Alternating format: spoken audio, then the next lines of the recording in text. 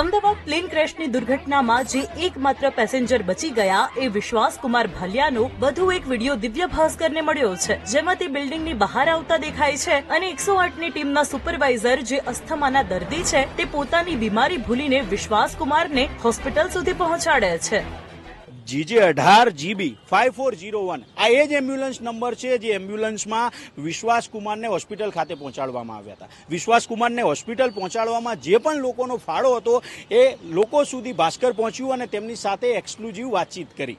અમે લોકો અહીંયા જમવા બેઠેલા, બરાબર, ત્યારે અમારા સાહેબને અંદર ઓફિસમાં હતા અને અચાનક જ એવો અવાજ આવવા માંડ્યો કે જ્યારે વાદળનો અવાજ ના આવતો કે વરસાદ આવતો હોય એ પહેલાં 2 થી 3 સેકન્ડ એવો અવાજ આવ્યો એટલે થોડો સમય થયો એટલે અચાનક આમ બ્લાસ્ટ જેવું થયું.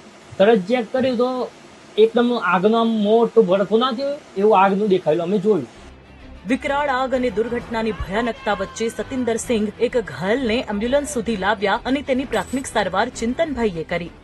અમારા સાહેબ એ વિશ્વાસને લઈને આવતા હતા. એ વખતે અમારા સાહેબને ખબર નહીં કે આ પ્લેનમાં હશે માણસ અને મને કહે કે આમને ફટાફટ સિવિલ પહોંચાડો.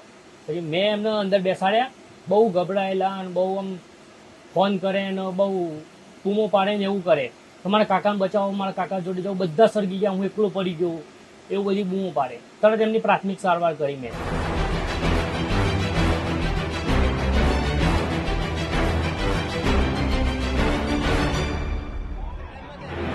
વિશ્વાસ કુમારે હિપતાયેલા અવાજે નામ અને સરનામું આપ્યા. આવું શું થયું તો તમે એટલે કે અરે હું દીવનો છું યાર, હું લંડન જતો હતો, શું થયું મને ખબર ના પડી. પેલા તો કે પ્લેન થોડું આમ ઉપર ગયું અને અચાનક જ કે નીચે આવી ગયું એવું બોલાય કે આટલું બધું આગનું બ્લાસ્ટ થયું તમે એકલા બચાયેલા. હું 2 મિનિટ 5-6 સેકન્ડ હું જ પેલો થઈ ગયો કે અંદરથી પેલું થઈ ગયું. મેં કીધું આખો વિડીયો જોવા માટે ડાઉનલોડ કરો દિવ્ય ભાસ્કર એપ.